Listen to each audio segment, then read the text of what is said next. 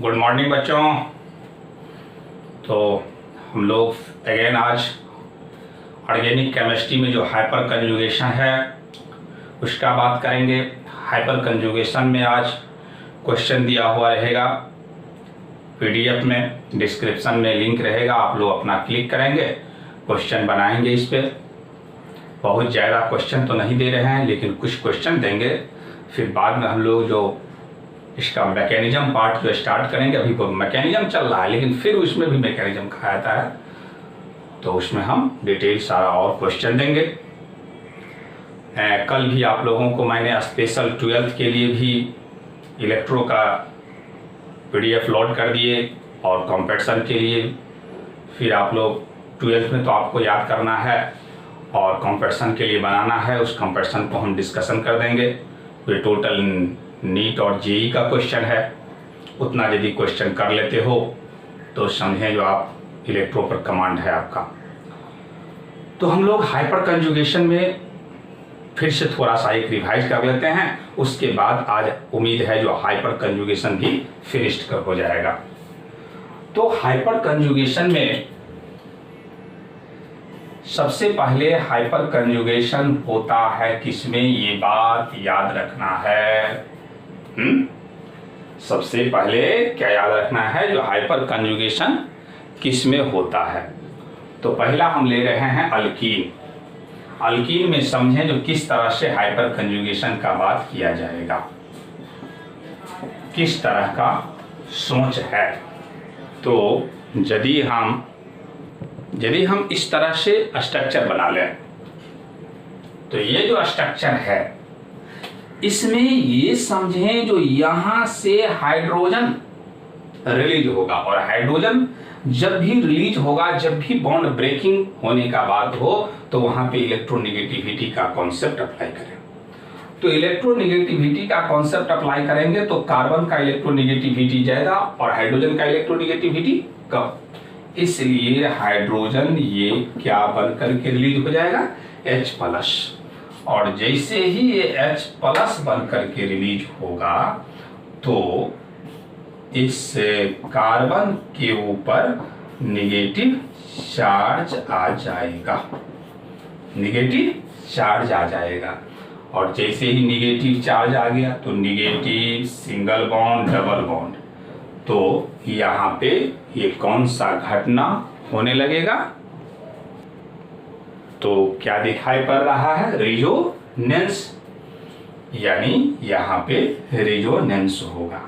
और जब रेजोनेंस होगा तो H ये डबल बॉन्ड CH, इसका मूवमेंट इधर तो इसका मूवमेंट इधर हो जाएगा, CH2-। अब देखें ये जो हम बात किए हुए समझने के लिए,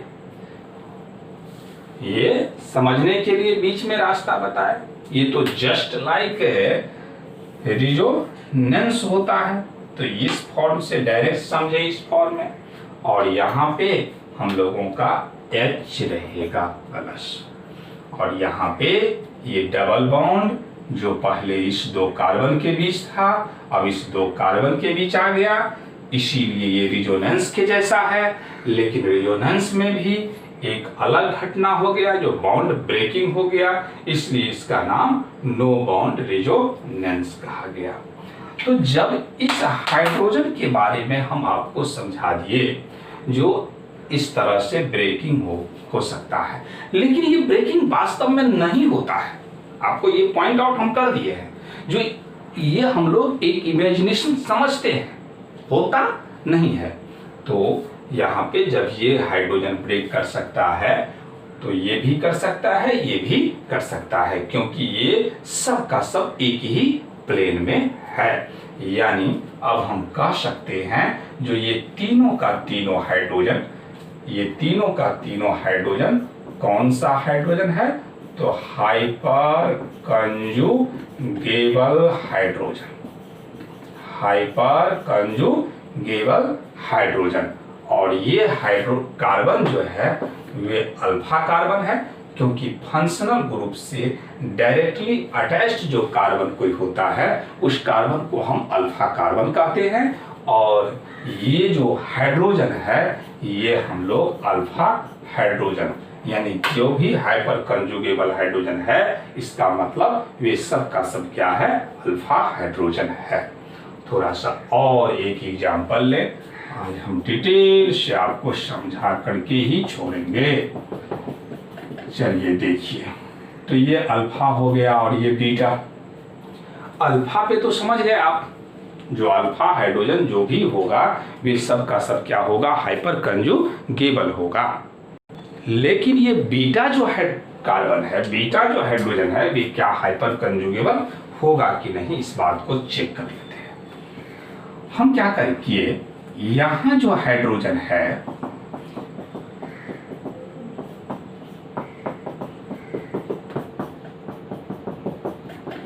मान लीजिए इस हाइड्रोजन को ब्रेक करा दिया, क्या बन के ब्रेक होगा, H+ बन करके।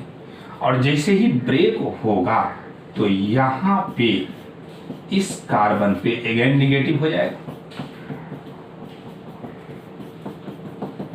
और जैसे ही निगेटिव होगा तो इसका मूवमेंट इधर की तरफ होगा, जैसे ही इधर की तरफ मूवमेंट होगा ऐसा, क्या देखते हैं यहां पे गौर से, जो कितने बॉन्ड है, 5 बॉन्ड, और हम क्या जानते हैं जो एक कार्बन कितने बॉन्ड बनाता है, तो केवल 4 बॉन्ड बनाता है, इसलिए ये संभव नहीं है। मतलब हम कह देंगे not hyper conjugable hydrogen atom,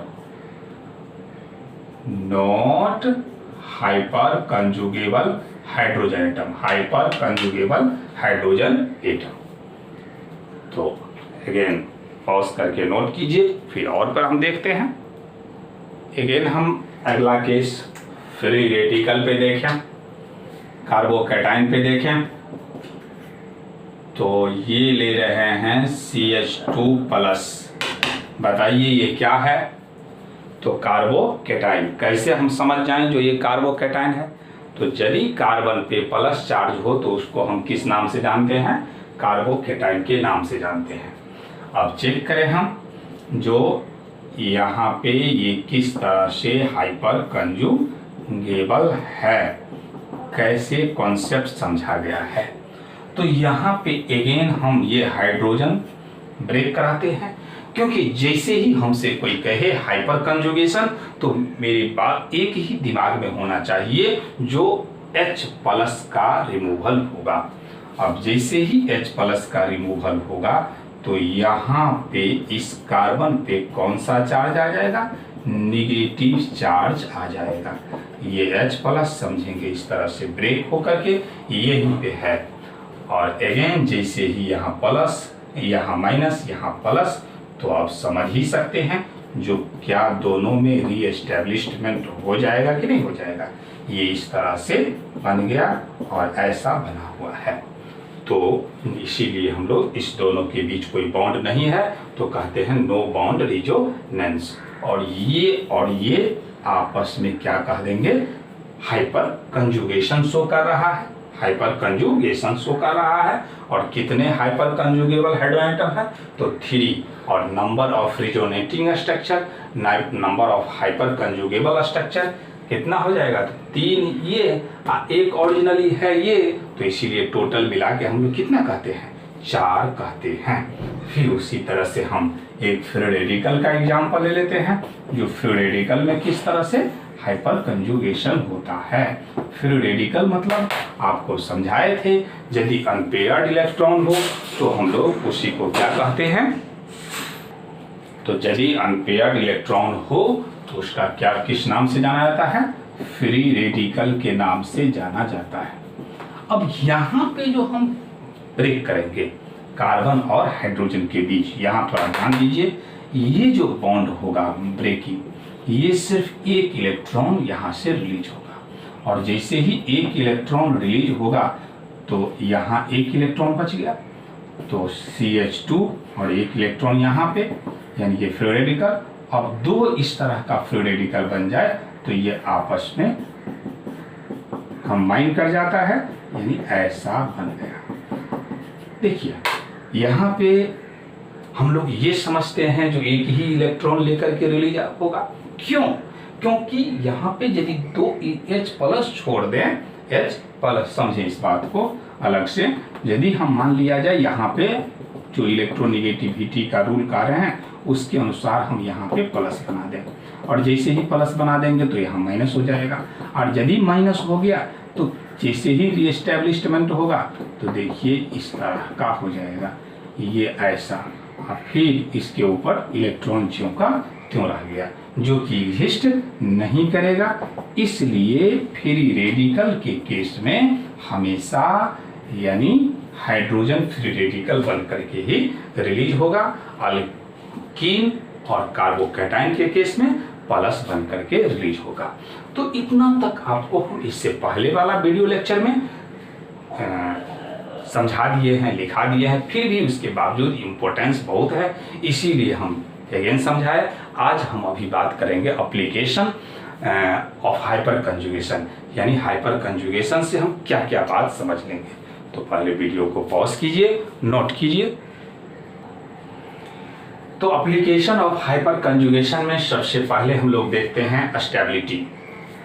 stability of alkene, carbon carbon double bond, carbocation, carbon पे प्लस, फ्री रेडिकल यानी कार्बन पे unpaired electron, directly proportional to number of hyper conjugable hydrogen atom. जितना ही number of hyper conjugable hydrogen atom ज्यादा होगा, stability उस alkyne का, उस कार्बोकैटायन का, उस फ्री रेडिकल का उतना ही ज्यादा होगा।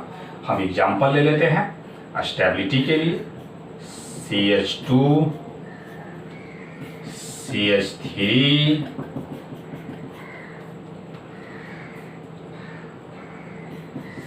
CH3 CH2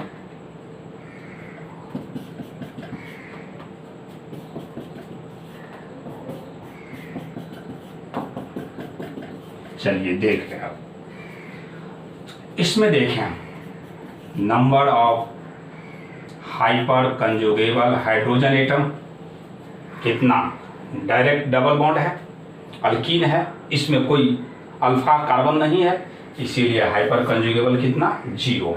इसमें कितना है, ये अल्फा कार्बन है तो हाइपर कंजुगेबल 3। इसमें कितना, तो इधर भी है अल्फा, इधर भी अल्फा, 6। इसमें कितना, तो ये अल्फा तो 6। तो हम पॉइंट तो समझे, जो जितना ही ज्यादा नंबर ऑफ, डायरेक्टली लिखा हुआ है, डायरेक्टली का मतलब ये होता है जो जितना हाइपर कंजुगेबल हाइड्रोजन एटम ज्यादा होगा, स्टेबिलिटी उतना ही ज्यादा होगा। तो क्या होना चाहिए, स्टेबिलिटी इधर की तरफ बढ़ना चाहिए। अब सवाल है जो यहाँ पे दोनों सेम आ गया, तो ध्यान दें, यदि नंबर ऑफ हाइपर कंजुगेबल सेम आ जाए तो उस सिचुएशन में आपको देखना है जो पर कार्बन पे कहाँ पे ज्यादा है, पर कार्बन पे कहाँ पे ज्यादा है। तो यहाँ यदि हम बात करें तो पर कार्बन पे 6 है और यहाँ पर कार्बन पे 3 है। एक कार्बन पे यहाँ 6 है, लेकिन यहाँ तो दोनों मिला करके ना 6 है, लेकिन एक कार्बन पे सिर्फ कितना है 3। तो पर carbon contain more alpha CH ही तो हाइपर कंजुगेबल हाइड्रोजन, इसीलिए यदि हम इसको फर्स्ट, सेकंड, थर्ड और 4 कहते हैं और तब नीचे लिखें स्टेबिलिटी का ऑर्डर, तो सबसे पहले किसको कहिएगा, 4 को, उसके बाद थर्ड, उसके बाद सेकंड और उसके बाद फर्स्ट। फिर से एक बार, जितना ही हाइपर कंजुगेबल हाइड्रोजन एटम ज्यादा होगा, अब जरूरत है जो हाइपर कंजुगेबल हाइड्रोजन एटम पहले पहचानेंगे तब तो पहचानने का बहुत ही इजी कॉन्सेप्ट होता है। क्या बताए, जो डबल बॉन्ड से डायरेक्टली जो अटैच्ड कार्बन होगा, उस कार्बन पे जो भी हाइड्रोजन एटम होगा वही हाइपर कंजुगेबल होगा। तो यहाँ पे हम देख रहे हैं जो डबल बॉन्ड से कोई अटैच्ड कार्बन है ही नहीं, इसीलिए हाइपर कंजुगेबल 0। यहाँ जो डबल बॉन्ड है उससे डायरेक्टली अटैच्ड कार्बन 1 है, तो 1 पे कितना हाइड्रोजन 3, तो यही 3 हो गया। यहाँ पे देखिए डबल बॉन्ड, इस डबल बॉन्ड से डायरेक्टली अटैच्ड कार्बन ये, तो इसीलिए ये तो 6, यहाँ भी 6, लेकिन जब बराबर आ जाए तो क्या देखेंगे, पर कार्बन पे जितना ही number of hyper conjugable hydrogen atom होगा उसका स्टेबिलिटी उतना ही ज्यादा होगा। वीडियो को पॉज करें, नोट करें। चलिए अगेन हम क्वेश्चन लेते हैं। इसमें स्टेबिलिटी ऑर्डर फाइंड करना है। तो सबसे पहले आप अल्फा हाइड्रोजन मतलब हाइपर कंजुगेबल हाइड्रोजन एटम को फाइंड करें। तो देखें ये डबल बॉन्ड है, इससे directly attached carbon alpha alpha alpha. तो 3 3 6 6 2 8 2 10, समझे। यहाँ पे क्या हुआ, यहाँ पे 2 होगा तो नहीं होगा, तो इसीलिए 10 हाइड्रोजन हो गया हाइपर कंजुगेबल। यहाँ पे देखें, यहाँ ये अल्फा हो गया, ये अल्फा हो गया, ये अल्फा, तो यहाँ तो 2 होगा, तो 2 2 4 और 4 और 3 7। यहाँ पे देखें, ये अल्फा ये अल्फा ये अल्फा ये अल्फा, 3 3 6 6 2 8 8 2 10, यहाँ 10 और यहाँ पे देखें ये अल्फा ये अल्फा, तो यहाँ तो अब बस एक ही हाइड्रोजन होगा, तो एक आ एक 2। फिर यहाँ पे देखें ये अल्फा तो 2 आ एक 3। क्लियर हो गया बात। अब स्टेबिलिटी का बात करें तो स्टेबिलिटी के लिए हम क्या देखे हैं, जो जितना ही हाइपर कंजुगेबल हाइड्रोजन एटम ज्यादा होगा स्टेबिलिटी उतना ही ज्यादा होगा। और यदि ऐसा हो तो मान लिया जाए दोनों पे अल्फा हाइड्रोजन सेम आ जाए तब हम क्या देखेंगे, तो पर कार्बन पे एक कार्बन पे कितना आ रहा है। तो देखें आप यहाँ पे फर्स्ट और थर्ड में देखें, तो फर्स्ट और थर्ड में बताइए आप क्या होगा। तो फर्स्ट और थर्ड में यदि हम देखेंगे तो फर्स्ट का, क्यों, क्योंकि यहाँ एक कार्बन पे 6 है, लेकिन यहाँ एक कार्बन पे तो 3 ही है, तो इसीलिए हम लोग कहेंगे फर्स्ट, उसके बाद कितना थर्ड, और थर्ड के बाद तो क्लियर है, इसमें आप कुछ सोचने की बात ही नहीं है जो मैं आपको सोचवाऊं। फिर से बाबू एक और सवाल ले लो, चलो देख लो रे बाबू, CH3। चलो अब देखो फर्स्ट और सेकंड में बन गया कितना, यहाँ पे 3 और यहाँ पे 2 और यहाँ पे 3, इसीलिए स्टेबिलिटी हम कहेंगे। हम जो भी बात कर रहे हैं अभी स्टेबिलिटी का, सेकंड का ज्यादा और फर्स्ट का कम। वीडियो को पॉज करें, नोट कर लें। चलें देखिए इस कार्बोकैटायन में स्टेबिलिटी। तो स्टेबिलिटी के लिए सबसे पहले हम क्या समझेंगे, हाइपर कंजुगेबल हाइड्रोजन एटम। तो बताइए इसमें कितना, तो इसमें जिस कार्बन पे प्लस है उससे अटैच्ड कोई कार्बन नहीं है, मतलब अल्फा कार्बन नहीं है, तो इसीलिए अल्फा हाइड्रोजन नहीं होगा। अल्फा हाइड्रोजन नहीं होगा मतलब हाइपर कंजुगेबल हाइड्रोजन एटम नहीं होगा। तो 0 यहाँ पे देख लीजिए कितना, ये अल्फा है तो 3, यहाँ पे देख लीजिए ये अल्फा है तो 6, यहाँ पे देख लीजिए तो 9। अब बता सकते हैं जो स्टेबिलिटी का ऑर्डर क्या होगा। तो जैसे जैसे हम टॉप टू बॉटम जा रहे हैं क्या कहेंगे, स्टेबिलिटी इंक्रीजेज, स्टेबिलिटी इंक्रीजेज। अब एक बहुत ही इंटरेस्टिंग पॉइंट बताते हैं, इसको ध्यान दें। मान लिया जाए CH3 CH2 डबल बॉन्ड है और CH3 CH2 प्लस, इसमें आपसे कहा जाए यदि दोनों में हम हाइपर कंजुगेबल हाइड्रोजन एटम देखेंगे तो दोनों तो सेम है, यानी यहाँ भी 3 है यहाँ भी 3 है, तो इस दोनों में से स्टेबिलिटी किसका ज्यादा होगा। तो देखें जब भी स्टेबिलिटी का बात होगा तो सबसे पहले ऑक्टेट रूल का बात होगा, यानी किसी भी स्पीशीज में यदि ऑक्टेट कंप्लीट है तो उसका स्टेबिलिटी ज्यादा होगा बिना ऑक्टेट वाला से। तो देखिए यहाँ जो जितना भी कार्बन है सभी ऑक्टेट कंप्लीट है, लेकिन यहाँ पे क्या है, कार्बन ऑक्टेट कंप्लीट नहीं है। यहाँ पे कितने होगा, ये 6 इलेक्ट्रॉन होगा, क्यों, क्योंकि एक बॉन्ड इधर से देख रहे हैं और 2 बॉन्ड इधर, तो 2 1 3 3 2 6 यानी 6 इलेक्ट्रॉन। तो स्टेबिलिटी यदि हम बात करें तो इस दोनों में फर्स्ट का ज्यादा और सेकंड का कम। ध्यान दें क्यों स्टेबिलिटी, जबकि हाइपर कंजुगेबल दोनों में सेम आ गया, पर कार्बन एटम पर भी देखेंगे तो सेम आ गया, तो इसीलिए ड्यू टू कंप्लीट ऑक्टेट यदि आपसे कहा जाए रिजोनेंस एनर्जी इस दोनों में किसका ज्यादा होगा, तो जिसका स्टेबिलिटी ज्यादा रिजोनेंस एनर्जी उसका ज्यादा, यानी क्या कहेंगे, नो बॉन्ड रिजोनेंस एनर्जी यदि आपसे हम पूछ दें तो फर्स्ट का ज्यादा और सेकंड का कम, क्योंकि नो बॉन्ड रिजोनेंस एनर्जी या रिजोनेंस एनर्जी डायरेक्टली प्रोपोर्शनल होता है स्टेबिलिटी का। तो अगेन वीडियो को पॉज करें और फिर अगला सवाल लेते हैं। चलें, बहुत ही इंटरेस्टिंग पॉइंट, इसका स्टेबिलिटी फाइंड करना है, इस चारों का ऑर्डर स्टेबिलिटी का। तो जैसे ही हम लोगों को स्टेबिलिटी कहा जाए तो सबसे पहले हम ये देखेंगे जो उसमें से कोई एरोमेटिक है कि नहीं।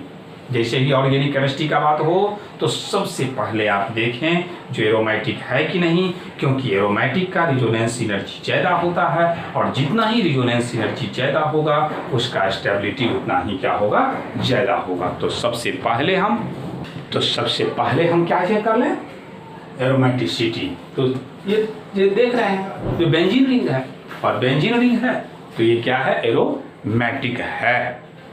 अब एरोमेटिक के बाद हम क्या देखेंगे, इसमें जो ग्रुप अटैच्ड है उसके बारे में। तो यहाँ पे देखें ये प्लस आई इफेक्ट शो करता है कि नहीं, जितना भी अल्काइल ग्रुप है वे सबका सब प्लस आई, क्यों, क्योंकि यहाँ का हाइब्रिडाइजेशन sp3 और यहाँ का हाइब्रिडाइजेशन sp2, इसका इलेक्ट्रोनेगेटिविटी ज़्यादा है। फिर यहाँ भी वैसे ही होगा, ये प्लस आई इफेक्ट। अब देख लें जो हाइपर कंजुगेशन, तो यहाँ ये डबल बॉन्ड है और डबल बॉन्ड से कहेंगे ये अल्फा कार्बन है, यानी हाइपर कंजुगेशन शो करेगा। तो प्लस आर का मतलब क्या हुआ, हाइपर कंजुगेशन, ये हाइपर कंजुगेशन शो कर रहा है। क्या याद है जो यहाँ भी हाइपर कंजुगेशन होगा, नहीं, क्यों नहीं, क्योंकि हाइपर कंजुगेशन वहाँ होगा जहाँ रिजोनेंस होगा और ये तो मेटा पोजीशन है। जब मेटा पोजीशन है तो यहाँ कोई हाइपर कंजुगेशन का बात नहीं होगा, मतलब जहाँ रिजोनेंस वहाँ हाइपर कंजुगेशन। तो यहाँ पे जो है ये तो होगा हाइपर कंजुगेशन, लेकिन ध्यान दें यहाँ पे नहीं होगा क्योंकि ये मेटा ग्रुप है। तो अब सवाल है जो स्टेबिलिटी यहाँ पे जो है हाइपर कंजुगेबल हाइड्रोजन है। एक मेन पॉइंट अभी समझा रहे हैं, थोड़ा सा समझें जो क्या कारण है जो स्टेबिलिटी कार्बोकैटायन के केस में ज़्यादा होता है। इस बात को थोड़ा सा आप लोग ध्यान दें। देखिए यहाँ CH2 ये H ये प्लस, और जब प्लस है तो स्टेबिलिटी हम कहेंगे, तो स्टेबिलिटी हम क्यों कहते हैं इसका ज़्यादा, वे देखिए जैसे ही यहाँ कमी है ये इलेक्ट्रॉन भेजेगा, ये इलेक्ट्रॉन भेजेगा, तो यदि कहीं पे प्लस चार्ज है और उस वहाँ पे इलेक्ट्रॉन आ रहा है तो स्टेबिलिटी बढ़ेगा।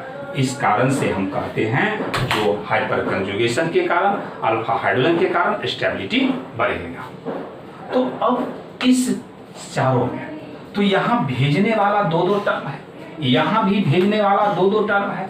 तो सवाल है जो सेकेंड और फोर्थ में फिर क्या हो गया, सेम हो गया, सेकेंड और फोर्थ में सेम हो गया। तो जब सेकेंड और फोर्थ में सेम हो गया तो फिर आपको याद होगा जो ये जो हाइपर कंजुगेशन है मतलब रिजोनेंस के जैसा है, तो ये डिस्टेंस इंडिपेंडेंट है, इसको डिस्टेंस से कोई मतलब नहीं है।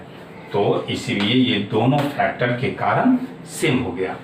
अब आई देखेंगे, आई तो डिस्टेंस डिपेंडेंट है, यहाँ भेज रहा है तो यहाँ दूरी कम और यहाँ दूरी ज़्यादा, इसलिए सबसे ज़्यादा स्टेबिलिटी सेकंड का और सेकंड के बाद 4 का। अब 4 के बाद चले जाइएगा थर्ड का और थर्ड के बाद हो जाएगा फर्स्ट का। थोड़ा सा हम जल्दीबाजी में और दिखा देते हैं, देख रहे हैं थोड़ा ज़्यादा डिस्टर्बेंस हो रहा है, इसीलिए मैं अब ज़्यादा कुछ नहीं बताऊंगा। बगल में थोड़ा है, क्या किया जाए, परिस्थिति को सामना तो करना ही पड़ेगा। चलिए देखिए, इसमें आपको स्टेबिलिटी बताना है। तो जैसे जैसे हम डाउनवर्ड की तरफ जाएंगे तो हाइपर कंजुगेबल हाइड्रोएटम बढ़ रहा है, और हाइपर कंजुगेबल हाइड्रोएटम बढ़ रहा है तो स्टेबिलिटी भी क्या कहेंगे, स्टेबिलिटी इंक्रीजेज, यानी फाइनली आपको आज इतना ही हम सिखाए, जो जैसे ही हाइपर कंजुगेबल हाइड्रोजन ज़्यादा होगा तो स्टेबिलिटी ज़्यादा होगा। एक और थोड़ा सा समझ लें फटाफट जल्दीबाजी में।